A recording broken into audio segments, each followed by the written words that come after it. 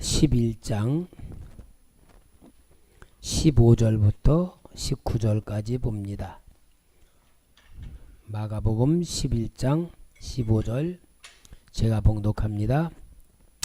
그들이 예루살렘에 들어가니라. 예수께서 성전에 들어가사 성전 안에서 매매하는 자들을 내쫓으시며 돈 바꾸는 자들의 상과 비둘기 파는 자들의 의자를 둘러부시며 아무나 물건을 가지고 성전 안으로 지나다님을 허락하지 아니하시고 이에 가르쳐 이르시되 기록된 바 내 집은 만민이 기도하는 집이라 칭함을 받으리라고 하지 아니하였느냐. 너희는 강도의 소굴을 만들었도다 하시매 대제사장들과 서기관들이 듣고 예수를 어떻게 죽일까 하고 꾀하니 이는 무리가 다 그의 교훈을 놀랍게 여김으로 그를 두려워함일러라. 그리고 날이 저물매 그들이 성 밖으로 나가더라. 아멘. 자, 여러분, 우리가 참 세상을 보는 이 눈이 열려져야 됩니다. 이 세상을 참 보면서 항상 어떠냐 하면은 현재는 축복을 보는 눈이 열려져 있지 않고 지나고 난 다음에서야 그 눈이 열려지는 거예요. 그만큼 손해야. 제가 주일학교 다닐 때에 여름 성경학교 할 때에 배운 노래가 있어요. 지금도 생각이 나. 청개구리 알죠? 옛날에 청개구리는 엄마 말 아니 듣는 청개구리는 산으로 가라 하면 냇가로 가고 냇가로 가라 하면 산으로 갔대요. 그 엄마가 이제 죽어요.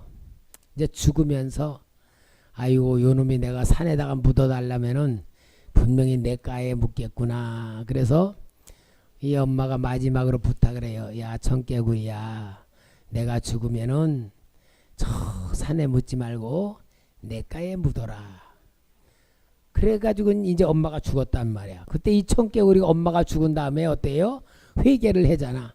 아이고 내가 왜 엄마 말을 그렇게 반대로 했나. 그리고 회개하고 뭐라 그래요?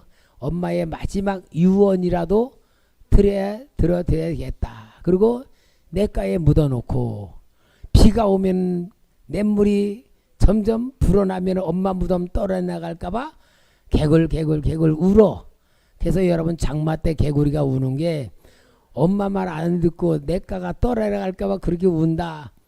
그 얘기가 그냥 동화의 얘기가 아니고 우리 인간들의 삶을 얘기하는 거예요. 여러분 우리 한번 봅시다. 어렸을 때에 엄마가 맨날 야 공부해라 그래. 공부하라 그러는데 공부를 하라 그러는 거는 나를 위해서 네가 커서 세상에 나가서 고생하지 말고 공부를 해야지 고생 안 하고 산다. 그리고 공부를 하라 그러는 건데 철없을 때는 공부하라는 게 엄마가 나를 괴롭히는 거잖아요. 그러니까 그렇게 공부를 안 하고 말 안 듣고 그러다가 커가지고 이제 성장해서 결혼을 해가지고 자식을 낳아. 공부 안 하고 세상을 살아보니 공부한 사람하고 세상 사는 게 질이 달라. 우리 어렸을 때는 펜 떼가지고 사무실에서 직장 생활하는 사람은 정말 돈도 많이 벌고 편하게 사는데 그냥 그거 없으면은 노동판에 가서 막 고생하며 사는데 사무실에 있는 사람보다 돈도 적어. 또 그러니까 어때요? 아이고 내가 우리 엄마가 공부하라 그럴 때에 열심히 공부했으면은 이런 고생 안 하고 살 텐데 내 자식이라도 고생시키지 말아야 되겠다. 그러고는 자식 나놓고 이제 뭐라 그래? 공부해라. 공부하라 그러면 또 이 자식이 내 속에서 나온 거니까 아이고 우리 엄마는 왜 이렇게 나를 못 살겠구나. 그리고 똑같은 거야. 지나고 난 다음에 후회하는 거야. 여러분 이게요 세상의 실체인데 한번 우리 봅시다. 여러분 다시 물어봅니다. 죄라는 게 좋은 거요, 나쁜 거요? 에? 죄라는 게 좋은 거요, 나쁜 거요? 다 사람들은 그냥 나쁜 거라 그래. 좋다고 하는 사람 하나도 없어. 근데 그게 뭐냐? 남이 죄를 지을 때는 나빠. 아유, 저 나쁜 거짓말도 하고 속이고 막 그런데 실은 나는 필요해.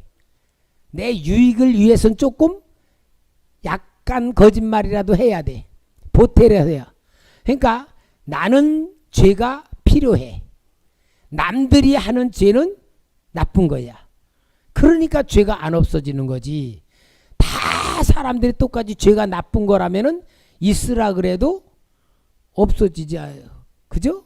그러니까 죄라는 것도 뭐냐? 나에겐 필요하기 때문에 죄가 안 없어지는 거예요. 이와 같아요. 제가 이제 헬스를 하잖아요. 헬스를 하면서 이제 좀 저하고 비슷한 나이들이 있어. 막 끙끙대고 막 들어. 내가 뭐라 그러냐?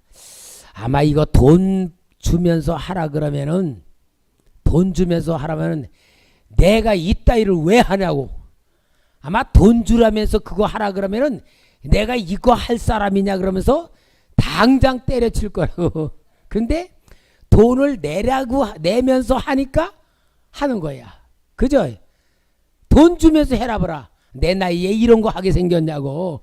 내가 이렇게 힘든 거 하면서 이거 돈 벌어 뭘 하냐 그러고 아예 돈 주면서 하라면은 다 때려칠 건데 돈 내려면서 하라니까 열심히 하는 거야.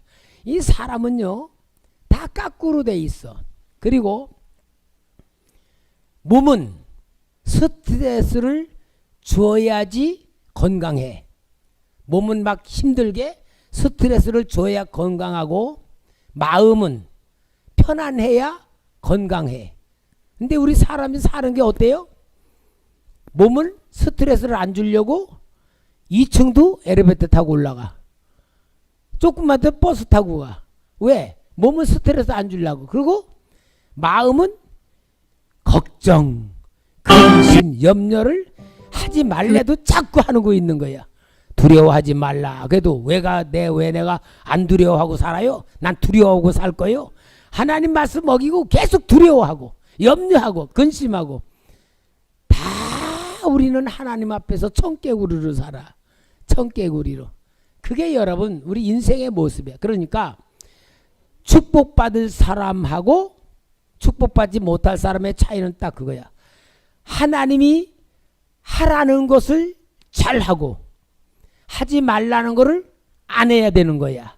그런데 우리 본성은 하라는 것은 하기 싫고 하지 말라는 것은 하고 싶고 그게 우리 속에 다 있는 거야. 그러니까 우리가 하나님의 축복을 받으려면은 하나님 말씀이 기준이 돼야 되지. 내가 기준이 되면은 실패할 수밖에 없는 인생을 사는 거예요.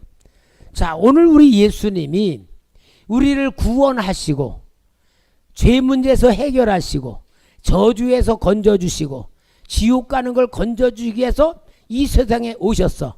그리고 누구든지 믿으면 멸망하지 않고 구원을 받는 축복을 주셨어요. 그러면은 이렇게 복을 주러 오시고 구원하러 오신 예수님을 우리가 다 환영을 하고 맞아들이고 그분을 믿고 그분의 방법대로 하는 것이 살 길이야. 그렇죠? 이게 살 길이잖아요. 그래서 우리가 예수를 믿는 사람이 된 거야. 그런데 알기는 알면서 실제로 예수님 믿는 방법대로는 안 사는 거야. 그래서 오늘 설교 제목이 뭐였죠? 예우나?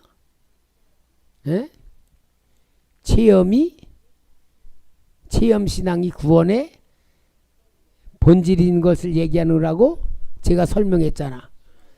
여러분, 신앙은 구원의 신앙이 돼야지 체험의 신앙이 되면 안 되는 거예요. 마찬가지로 우리가 예수 믿으면서도 예수님이 싫어하는 삶을 우리가 살아가고 있는 게 우리 실체인데 오늘 우리 예수님이 성전에 오셨어.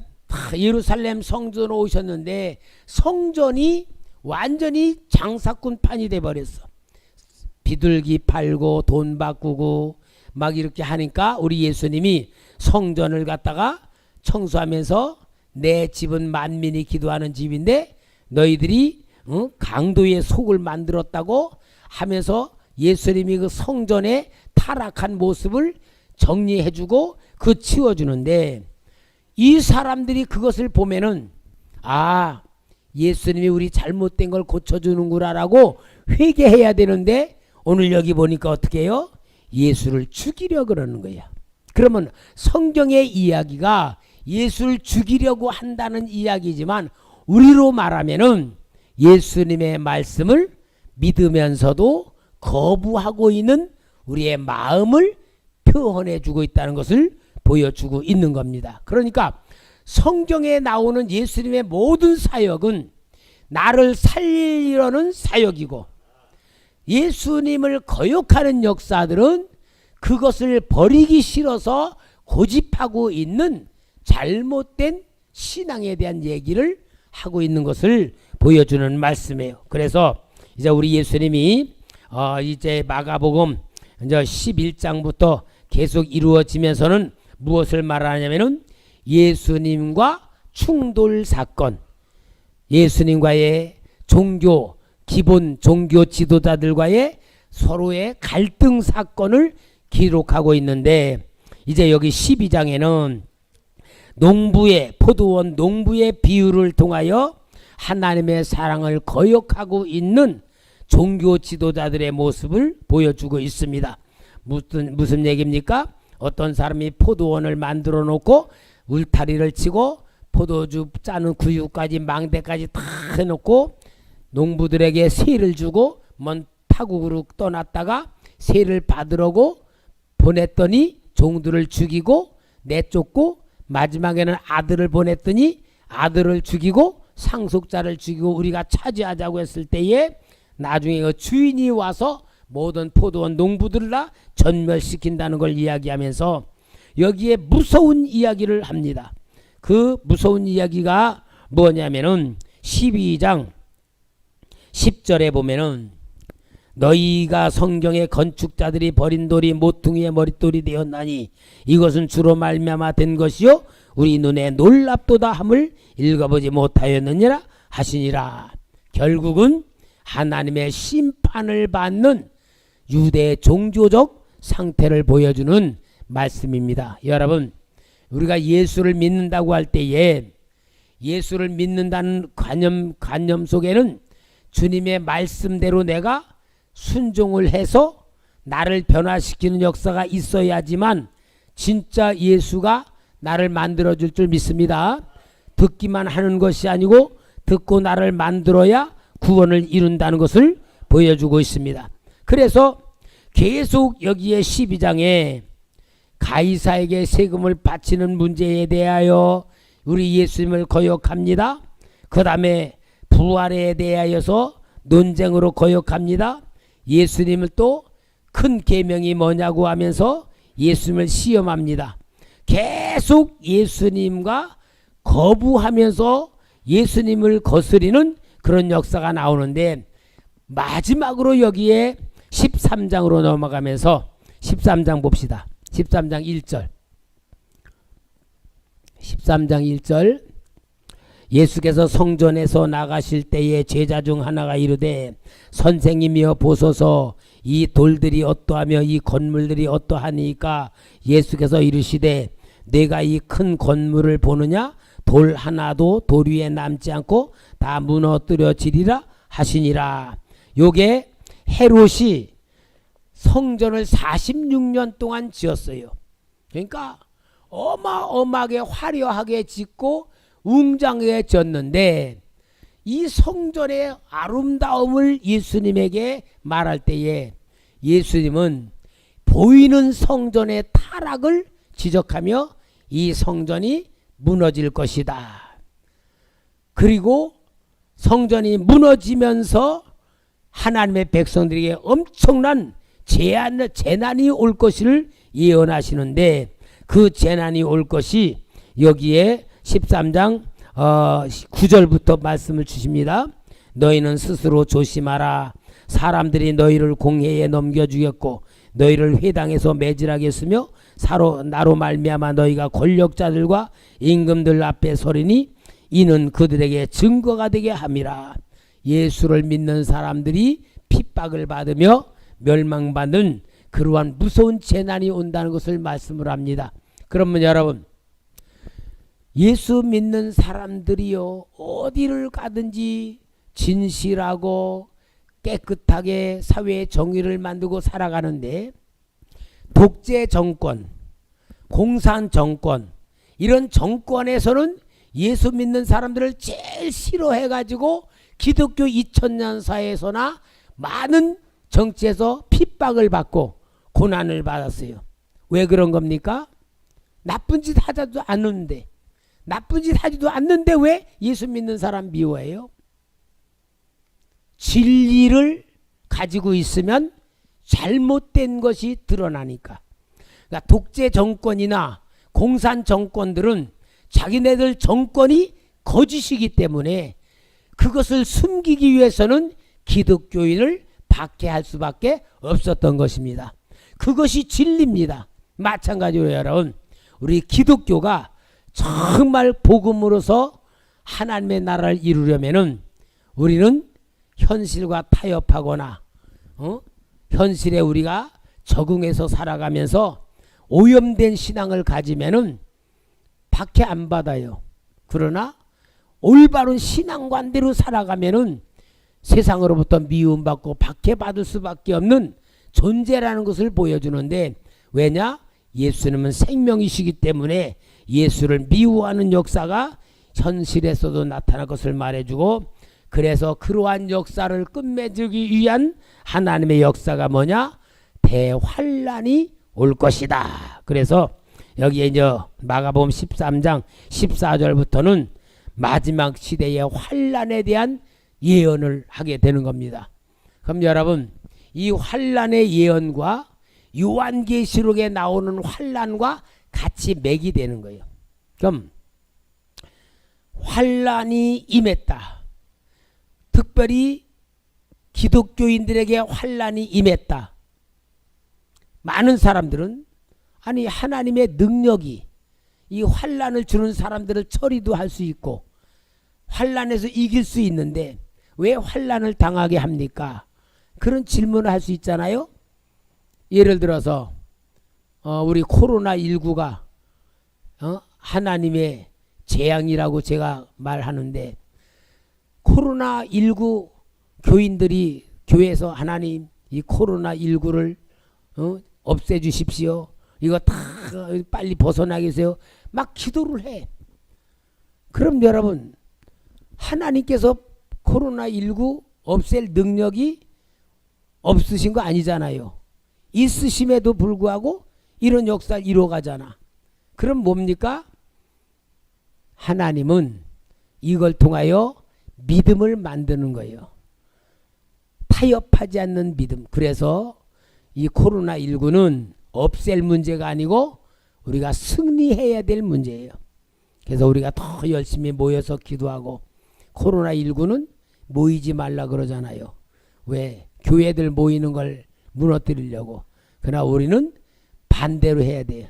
열심히 마스크 쓰고 모여가지고 열심히 기도하고 열심히 하나님의 말씀을 회복하고, 그러면서 신앙으로 만들어서 하나님이 우리를 쓰실 수 있는 그런 우리를 만들어야 될 줄 믿습니다. 결국 거짓을 다 드러내는 예수님을 이제는 거짓된 종교화된 유대 종교가 예수님을 죽이겠다고 하는 계획을 세우고 결론을 내립니다. 그것이 14장 1절. 자, 14장 1절과 2절 같이 읽읍시다. 시작. 이틀이 지나면 유월절과 무교절이라 대제사장들과 서기관들이 예수를 흉계로 잡아 죽일 방도를 구하며 이르되 밀란이 날까 하노니 명절에는 하지 말자 하더라. 예수님이 나쁜 짓 해가지고 죽이려고 그러는 거예요? 여러분, 예수님을 죽인 사람들이요, 예수님이 흉악한 죄를 지어서 죽이려고 하는 게 아니라 너무 선하시기 때문에 죽이려고 그러는 거야. 왜냐?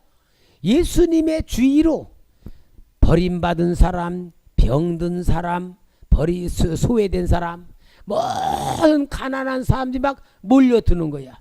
몰려들으니까 유대 나라를 정복하여 다스리는 로마 나라가 볼 때에는 반란을 일으키는 것을 가장 엄하게 다뤘어요. 그러니까 백성들이 몰려들어서 예수 중심으로 몰려들면은 반란이 일어나면 로마군이 우리를 쳐들어오면 다 우리를 죽이니까 이 종교 지도자들이 그것을 막는 방법이 뭐냐?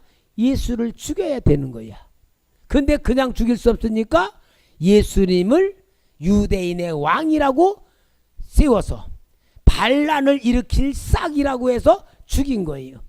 근데 이게 여러분 예수님이 죽으신 것이 선하기 때문에 죽은 거야. 그러니까 악이 선을 죽인 거야. 그래서 우리 예수님이 십자가에 죽으신 것이 우리의 죄를 위해서 죽으셨다는 게 뭐냐? 악을 우리를 위해서 없애기 위해서 죽으신 것들아 우리가 예수 믿으면 죄에서 해방받게 된 것이 구원의 비밀인 줄 믿습니다. 그래서 결국은 예수님은 유대 종교 지도자들에 의하여 마지막으로 죽임을 당하게 되면서 이 예수님이 죽은 것으로서 메시아가 된 게 아니에요. 예수님이 죽었을 때에 십자가에 죽은 사람이 예수님만이에요? 예수님 옆에도 두 사람도 있었고 그 전에도 많았어. 그런데 십자가에 죽는 모습은 똑같았어. 그러나 예수님이 구세주이고 하나님의 아들로 우리 죄를 위하여 죽으셨다는 증거가 뭐예요? 사흘 만에 부활하셨다 그거예요. 그래서 여러분 부활하심이 없으면은 다 거짓이 됐다는 것을 사도 바울이 말하는 거예요. 그래서 부활은 뭐냐? 부활이라고 하는 것은 예수님이 동정녀 마리아에게 태어났다는 것이 증거, 예수님이 하나님의 아들이라는 증거, 예수님이 우리의 죄를 사하시고 십자가 죽었다는 증거. 그래서 우리가 예수 믿으면 모든 죄 사함받는 모든 증거. 이게 뭐로 증거되냐? 부활로 증거되는 겁니다. 그래서 여러분 우리의 신앙은 부활의 신앙이 우리의 중심이 돼야 돼. 천주교는 십자가의 신앙이야. 십자가의 신앙은 뭐요? 죄사함 받았다, 구원 받았다, 그것의 신앙이야. 그러나 우리 기독교는 부활의 신앙이 돼야 돼. 죽었다가 부활했으면 사망 권세에서 이긴 거야. 사망 권세 이긴 건 뭐요? 세상의 권세에서 이긴 거야. 마귀의 권세에서 이긴 거야. 죄의 권세에서 이긴 거야. 그래서 부활의 신앙을 가진 사람은 무엇이든 다 이길 수 있는 신앙이 부활의 신앙입니다. 십자가의 신앙보다 한 단계 더 높은 것이 부활의 신앙입니다. 여러분, 그래서 부활의 신앙을 가지고 우리는 현실을 이겨야 되고 나 자신을 이겨야 되고 세상의 환경을 이기고 마귀의 세력을 이기면서 승리하는 신앙이 부활의 신앙이고 예수님이 이루어진 신앙인 줄 믿습니다. 그래서 마가는 예수님의 종으로 오신 예수님을 통하여 부활하신 신앙까지 가르쳐 주십니다. 근데 이제 문제가 뭐냐 하면은 부활의 신앙은 참 믿기가 너무 힘들어. 부활의 신앙을 아무리 믿으려고 해도 사람들이 믿지를 않아요. 마지막 우리 성경 찾아봅시다. 마가복음 16장 11절 11절 같이 읽읍시다. 시작.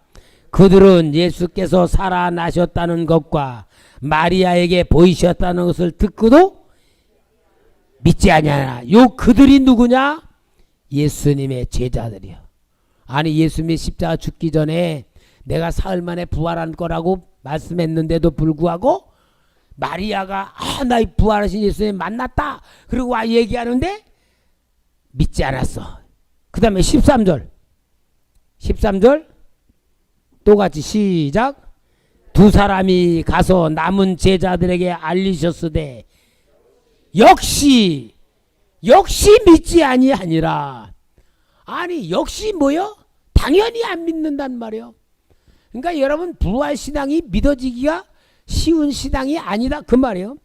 그리고 14절 다시 한번 봅시다. 14절 시작.